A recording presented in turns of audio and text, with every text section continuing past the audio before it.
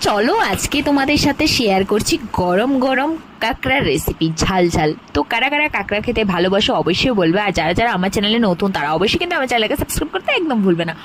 তো ফার্স্টে আমি কাঁকড়াগুলোকে ধুয়ে পরিষ্কার করে নিয়েছি, দেন হচ্ছে নুন হলুদ দিয়ে দিয়েছি। আর এখানে বড় বড় কাঁকড়া পাওয়া যায়, সমুদ্রের কাঁকড়া। তো এখানে একটা কাঁকড়াই ছিল। ফার্স্টে কাঁকড়াগুলোকে আমি ধুয়ে ভালোভাবে লবণ হলুদ দিয়ে মেখে দেন কড়াইতে ভাজতে দিয়ে দিয়েছি। যেহেতু আমি কাঁকড়ার ঝাল বানাবো, তো সেই তেলে আমি গোটা জিরে আর হচ্ছে শুকনো লঙ্কা, পেঁয়াজ আর হচ্ছে টমেটো ফোড়ন দিয়ে দিয়েছি। আর হচ্ছে দিয়ে দিয়েছি সামান্য একটু জল, কারণ এখানে আমি অন্য মশলাগুলো দিচ্ছি। এখানে হচ্ছে নুন হলুদ জিরে ধনে, তো সবগুলো মশলা আমি দিয়ে দিয়েছি। দেন হচ্ছে আমি কাঁকড়াগুলোকেও দিয়ে দিয়েছি।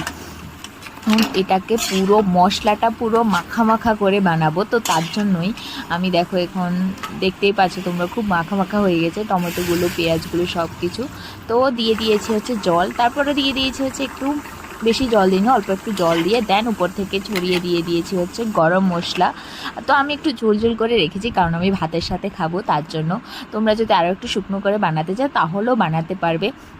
বাট গাইস, এতটা টেস্টি হয়েছে আমি ভাবতে পারিনি, কারণ আমি কাঁকড়ার ঝাল ফার্স্ট টাইম বানালাম। তো তোমাদের এই রেসিপিটা কেমন লাগলো অবশ্যই বলবে।